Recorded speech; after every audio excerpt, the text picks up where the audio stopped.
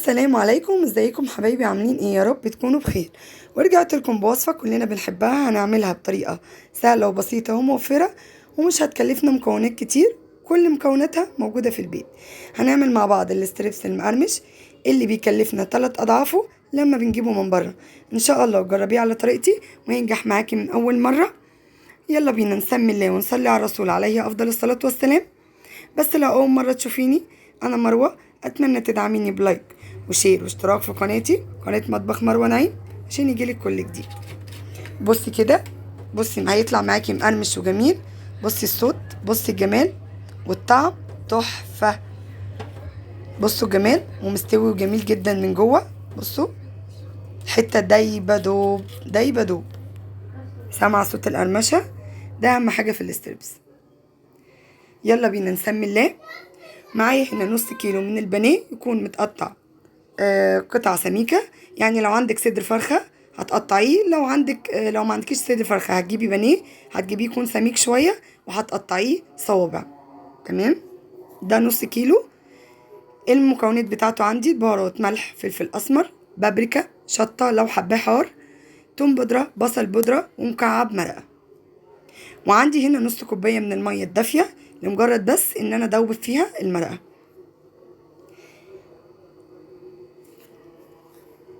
بالنسبة للبهارات من كل حاجة معلقة، والشطة على حسب الرغبة. بس عايزة اقولك ان الشطة جواه مش بتبان ان هي حراقة خالص. هدوب هنا مكعب المرقة معايا في نص كوباية المية، وبعد كده هنزل عندي بالتوابل. قلنا التوابل ايه تاني؟ ملح وفلفل اسمر، بابريكا، شطة، توم بودرة، بصل بودرة، مكعب مرقة. بس كده. بعد ما مكست المكونات كلها مع بعضها في المية، هنزل عندي بالبانيه وهسيبه منقوع في التتبيلة ديت اقل حاجة 4 ساعات. لو عايزة اكتر من كده مفيش مشكلة طبعا، بس نحاول نخليه اقل حاجة 4 ساعات. كل ما يقعد اكتر كل ما يشرب معايا من التتبيلة ويبقى احلى. تمام، هنغطيه كده بستريتش او نغطيه باي حاجة وندخله التلاجة. هنعمل بقى هنا مع بعض التومية. عندي هنا نص كوباية من المية، هحط عليها معلقتين كبار من معالق الاكل نشا، وهدوبهم فيه كده على البارد. المية عندي هنا باردة خالص من الحنفية. هدوب فيها معلقتين الكبار نشا الاول، وبعد كده هرفعهم على النار.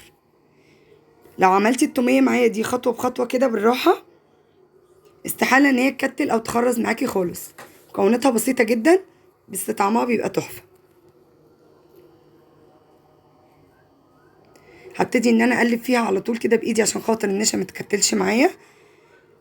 اقلب ايدي فيها برضو على طول، ايدي فيها عشان متكلكعش. هركنه بقى على جنب وهسيبه لحد لما يبرد. تمام. هنا بعد لما برد هبتدي بقى ان انا اشتغل في التومية. عندي هنا 3 معالق من الخل، 3 معالق من اللبن حليب، 3 معالق من الزيت، عندي 4 فصوص من الثوم مفرومين، ونص معلقة من الملح. وعندي هنا كيس من المايونيز ما يعادل معلقتين من المايونيز. هشتغل بقى في الخلاط. هنزل باللبن وبالخل وبالزيت، من كل حاجة 3 معالق زي ما قلت لكم. وهنزل عندي بالثوم وبالملح. جربي طريقة التومية دي هتعجبك جدا جدا، بس امشي على الخطوات عليها مظبوط، عشان في ناس ياما بشوفها بتشتكي من ان التومية بتكلكع معاها وبتخرز معاها. امشي على المقادير دي زي ما انا بقولك عليها كده خطوة بخطوة، هتنجح معاكي ان شاء الله. هبتدي ان انا اضرب المكونات دي كلها طبعا من غير خليط النشا لحد لما المكونات تمتزج مع بعض. وبعد كده بعد ما اضمن المكونات كلها امتزجت مع بعضها زي ما شفنا كده، هنزل عندي بخليط النشا على الميه بعد ما برد طبعا عندي تماما، وهنزل بيه وافضل اضربه في الخلاط واحده واحده، اضرب واوقف اضرب واوقف لحد لما اضمن ان كل المكونات اتجانست مع بعض. ولما تطلع المكونات على حرف الخلاط كده من فوق، انزل بيها بالاسباتولا عشان خاطر ما تبقاش فيه مكونات مخرزه بعد ما انزل الخليط في البوله عندي. بصوا ما فيهاش غلطه، ما فيهاش غلطه، طعمها تحفه. جربيها بالطريقه دي هتعجبك قوي. بصوا كريم ازاي. افضلي اضربي فيها لحد ما تبقى بالقوام ده معاكي، ما تزهقيش ولا تملي. ولو حباها سبايسي هتحطي حوالي نص معلقه شطه. تمام، هنركن بقى على جنب. طبعا احنا كل ده بنعمله لحد لما الستريبس بتاعنا بيتبل. هنعمل عندنا هنا رز مبهر او الرز الريزو. هنزل عندي بزبده، والبهارات معايا هنا كاري وكركم وقرنفل وحبهان وليمون مجفف وقرفه بودر او وقرفه خشب لو موجود، بس انا ما كانش عندي، ورق لوري. يبقى تاني كاري وكركم، 4 فصوص حبهان، 4 فصوص قرنفل، فصين من الحبهان، ورق لوري، نص معلقه من القرفه، وعندي ليمون مجفف، ولو عندي قرفه خشب هحط. وهنزل عندي هنا بمقدار شوربه، انا هعملها برز مصري، والرز المصري طبعا مقداره كوبايه عليها كوبايه ميه او شوربه. عندك شوربه تمام، عندك شوربه على ميه مفيش مشكله، ميه بس مفيش اي مشكله، كده كده بنحط مكعب مرق. هنزل عندي هنا مكعب مرق. اول ما الميه تغلي معايا هنزل بالرز وبمعلقه من الملح. طبعا الرز هنا انا مش نقعاه عشان ده رز مصري. انا عملت حوالي كوبايه كده من الرز بس، يبقى في تغيير جنب الاستريبس، يبقى في رز وفي كايزر، كنوع من ان فرح الولاد، يعني بحس ان هما كانهم موجودين في المطعم كده، اوفر طبعا وانضف. خلاص كده الرز معايا هسيبه لحد لما يتشرب، بعد كده اوطي عليه. اتشرب معايا ووطيت هنا عليه، هسيبه بقى براحته على النار لحد بقى ما نرجع بقى كده الاستريبس بعد ما عدى عليه 4 ساعات. عندي بقى هنا نص كيلو من الدقيق. زودي دقيق لان الاستريبس بيعوز دقيق ياما جدا جدا في التتبيله بتاعته، دي اهم حاجه، دي الطبقه الخارجيه دي اهم حاجه.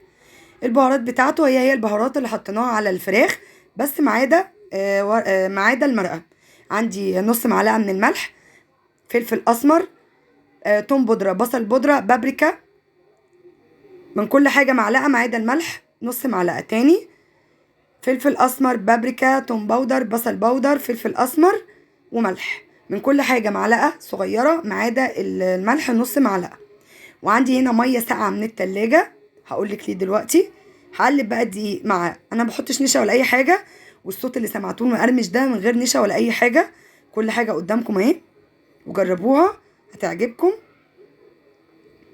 هنزل بقى كده بالستريبس في الدقيق واضغط عليه زي ما انا بضغط كده، زي ما شايفيني كده، عشان اضمن ان الطبقه تبقى كويسه ومتماسكه واستحاله تفك منك نهائي في الزيت. بعد كده بعد ما ضمنت ان انا مسكت الدقيق جامد جدا في قطعه الستريبس، هنزل بيه في الميه، يا دوب ارميه كده واطلعه على طول، وارجع تاني احطه في الدقيق واضغط عليه اضغط عليه، وابتدي ان انا انفضه. اهم حاجه ان انا انفضه، النفضه دي هي اللي بتديه الشكل اللي المجعد اللي بيبقى موجود في الستريبس في المحلات. انا كده عملت دي طبقه واحده بس، هوريكم دلوقتي دي هعملها طبقتين، طبعا دي على راحتك، حباها مقرمشه بزياده هتعمليها طبقتين، حباها مقرمشه بس كده هتعمليها طبقه واحده. وانا لما فتحت لكم المقرمشه اللي عاملاها طبقه واحده واللي طبقتين. ديت انا عملتها مرتين برضو زي ما قلت لكم، نزلت فيها بالدقيق، ضغطت عليها جامد جامد، تضغطي عليها بايدك كده، بايدك كده كده، وبعد كده تنفضيها من الدقيق، تنزلي بيها في الميه. هرجع بيها في الميه تاني، دي عملتها طبقتين، ودي طبعا ترجع لك حريه شخصيه، انا عملت نصه كده ونصه كده. هرجع تاني بيها في الدقيق. لو حابه بقى في المرحله دي بدل ما تنزلي بيها في الميه تنزلي بيها في الخليط اللي احنا عاملين فيه الفراخ، برضو بتبقى طعمها حلو. انا اوقات بعمل كده واوقات بعمل كده، الاتنين زي بعض مفيش اي مشكله. ولو حابه تحطي مكان نص كوبايه الميه اللي حطيناها في الخليط دي نص كوبايه لبن برضو تمام، بس انا حبيت ان انا اوصل لك الموضوع بابسط يعني بابسط حاجه موجوده عندك في البيت، بحيث ما تبقاش الموضوع معقد قوي، عشان خاطر مفيش حاجه تقف طبعا معانا خالص، وفي نفس الوقت الطعم جميل جدا. اهم حاجه ان هو في البيت وبايدك وبنظافه وبكل حاجه انت ضمناها. تمام. برضو تاني عملت كده انفض، اهم حاجه انفض يا جماعه، ما تسيبوش بنفس الدقيق علشان مش هيعمل معايا التجاعيد دي. وبرضو في معلومه عايزه اقول لكم عليها، لازم الكميه اللي اعملها هي اللي اكون انا هقليها في ساعتها، ما ينفعش اعمل الكميه كلها واركنها، لازم، علشان خاطر هتشرب الدقيق ومش تبقى كويسه معايا. عندي بقى هنا حله او طاسه فيها زيت غزير، لازم زيت غزير، معلش هنصرف هنا شويه. وهنزل عندي هنا بالستريبس، هسخن الزيت جامد قوي، واول ما احط الستريبس هوطي النار.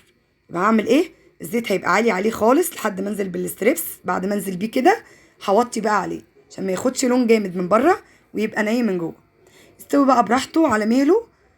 هو في المرحله دي بيغيب شويه بس مفيش مشكله. هبتدي ان انا اقلب فيه كده، ونحط كميه صغيره عشان خاطر ما يلزقوش في بعض، ونرجع نقول ما خدش الشكل وما اخدش الرسمه وما خدش اي حاجه، على مهلنا خالص، احنا ما رناش حاجه. هطلعه على شبكه علشان خاطر اضمن ان هو ما يشربش معايا زيت، واضمن في نفس الوقت ان هو ما يطراش معايا، هيفضل مقرمش معايا لحد اخر حاجه حتى بعد ما بيبرد. هطلع كده على شبكه، اي شبكه موجوده عندك، اي شبكه. احنا هحط الدفعه التانية واحده واحده كده معايا. هنا طبعا برضو الزيت كان سخن، صبرت عليه سنه كده حوالي 3 4 ثواني، وطيت عليه، وبعد كده نزلت برده بالستريبس، وبعد كده برضو وطيت. بصوا اللون تحفه، قمر قمر قمر، بجد جربوه مش هتندموا ابدا ان انتوا عملتوه في البيت. نعمله بقى شويه شغل بقى كده وحركات كده كاننا في المحلات. وزي ما قلت لكم صوص الشيدر ده انا شارياه من بره، من شركه اسمها ملكانه. دي كيس كده عامل زي كيس المايونيز، تحفه تحفه. الكيس مش بمبلغ، الكيس ب3 جنيه ونص، انا جايبه ال3 اكياس ب10، بس الطعم بجد رهيب. جربيه وادعيلي.